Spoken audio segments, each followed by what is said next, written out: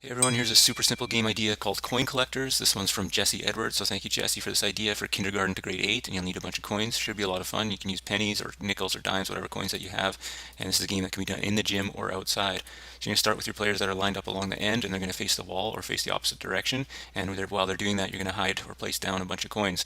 So place down the coins, and they're hidden there, and on go, so simple, when we say go, the players are going to try and find the coins by running around. If they find a coin, they stand on top of the coin, and anyone who doesn't find a coin, so in this case there were two players, they didn't find a coin, they have to do some sort of a simple exercise. You can have them do some push-ups, jumping jacks, anything like that, and then you just basically reset the round for a new round.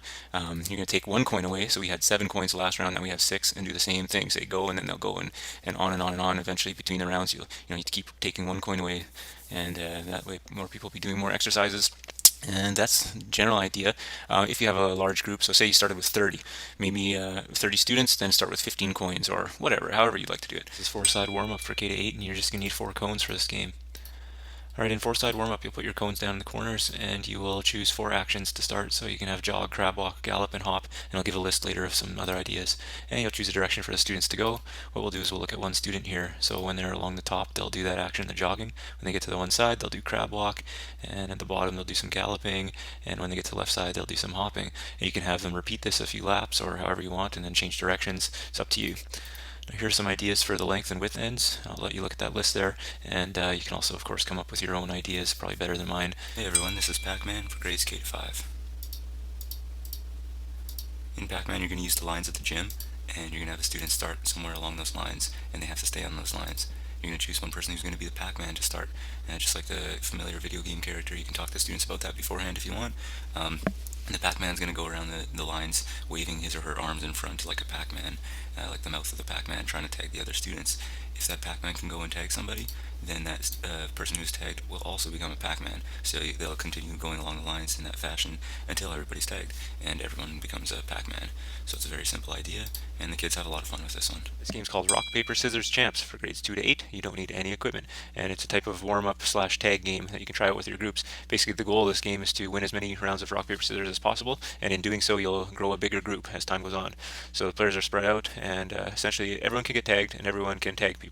So when there's an encounter, we see that 2 players have encountered each other, one tagged the other, whatever, they have to rock, paper, scissors. So we see that rock went and beat scissors, and if they tie, of course, they keep going until somebody wins, and the player that loses then has to follow behind the player that beat them for the rest of the round. So we have a group of 2, and meanwhile, somebody else, there was an encounter, they did the rock, paper, scissors, the rock beat the scissors again in that case, so that player would have to go behind and follow, and they have to follow the whole time.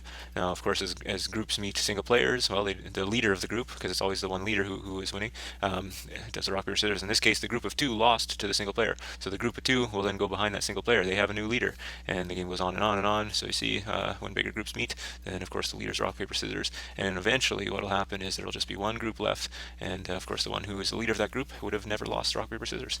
Hey everyone, this is a game called Mat Tag, and this is a baseball warm-up game. You're going to need 4 mats and 2 dodgeballs. So here we have our mats along the gym, spread out like bases in baseball, and you'll have 3 students or 4 students per base. Try and make an even number. If you don't have an even number, then just have the extra students somewhere between the mats. And you'll have 2 students who will be it to start, and they'll each have a dodgeball.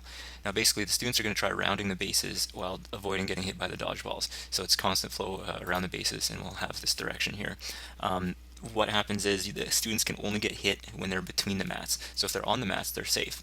All right, but as soon as they start moving in a forward direction, they can't go backwards. Then they can get hit. So what happens here? Students are moving, and there's somebody off the mat. Well, there are a few off the mat, but if someone gets hit while they're not on the mat, they become a tagger or a thrower, and then the person who threw it can join the game and become a runner.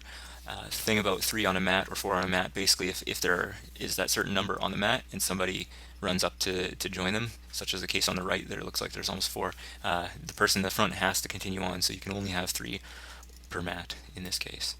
And that's basically it. The game's called the Reaction Game for kindergarten to grade 5, and you'll need cones. So to start, players will partner up, or you can have groups of 3 or groups of 4, and between each pairing or group, you'll place a cone on the floor. And we're just going to look at one group here.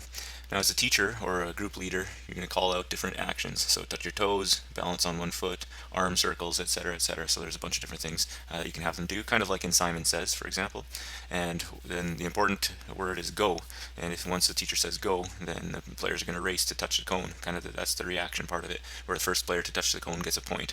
Or you can have it where once a group is finished a round, then they can switch and find a new partner or something like that. So for an example, we have hop on one foot was called out. So then those players would hop on one foot and then touch the floor. So they'd reach down and touch the floor. And then go. So go is called, and then one player we see has touched the cone, so that player would have won a point. And that's basically the simple idea for this game.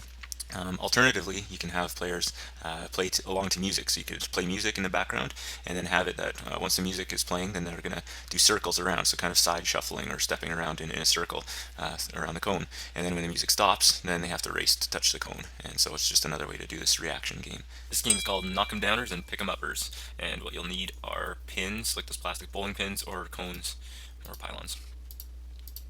Okay, so I've shown the plastic bowling pins set up there. You want to start with them set up all around the gym. You're going to pick half your students to be knock 'em downers and half your students to be pick 'em uppers. It's just a nice easy game where half of them will be knocking down the cones and half of them will pick them up. So we see here a red player will go, knock down a cone, and if the green player sees that a cone's knocked down, they'll pick it up. And that is it. Really simple, but especially the young ones have a good time doing this one. Just remind students to not kick the pins over. They have to put it down with their hand or their arm, and you can split them up by having boys versus girls, or group them by age or their birth month. Lots of different ways you can split them up. This game's called Bump Tag for grades 2 to 7, and you don't need any equipment. And thanks goes out to Tim Herr for this game idea. Tim is actually a substitute who was in for me, and he's a former phys ed teacher, and he showed my students this game. They really loved it, and it's their new favorite game. So here's Bump Tag, and thanks Tim. So you're going to start with your players sitting down in pairs on the floor or the playing area. So they're all sitting down in their pairs. You're going to start with one pair, split them up, and have one player as the chaser and one player as the fleer. So it's a tag game. You have a tagger and somebody who's running. And when the game starts, that chaser is going to chase the fleer. If at any point the chaser tags the fleer, well, then they switch roles. So very simply now we have a new chaser, and that player is now the fleer who's going to be running away. Now the fleer's job is to try and bump players. So what I mean by that is that fleer is running away from the tagger and has sat down beside that one player. So then the opposite player is bumped out of that because there can only be two people sitting down. So that player has been bumped away and is now the fleer. And so the fleer is still there, but the chaser stays the same, of course. So now the chaser has to take that fleer. And that student was fast enough, or that player was fast enough to get to over there and bump somebody else out. So there we have another new fleer, and the chaser still stays the same. So the chaser's got to tag somebody in order to become a fleer.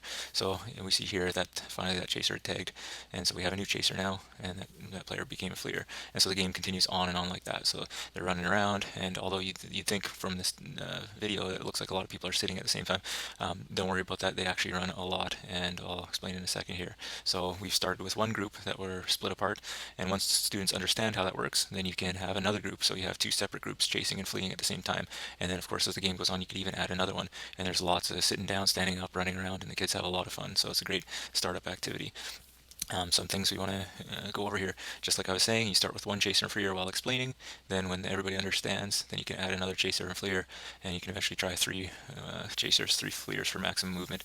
But also you got to make sure that the chaser and the fleer has to stick in the same group. Like one chaser can't take somebody else's fleer. It doesn't work like that. So you'll see as the game goes on.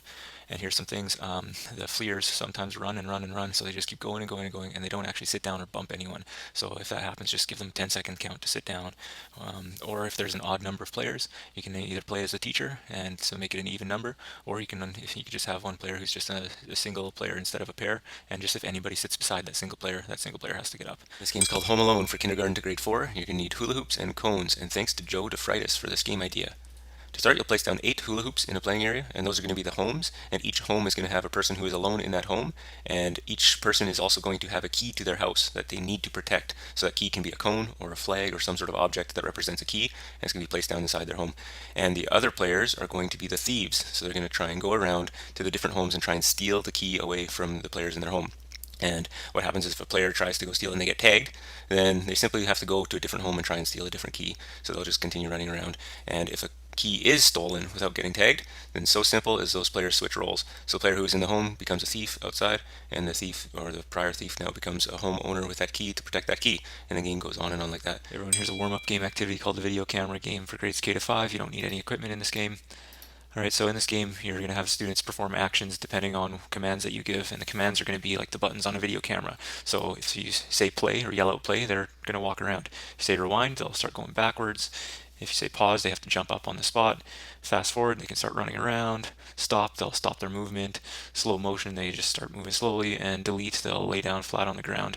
And so yeah, you can choose whatever order to say those commands and for whatever length of time you'd like. And that's it for this game idea. If you've enjoyed this game, please head to PhysEdGames.com for more games.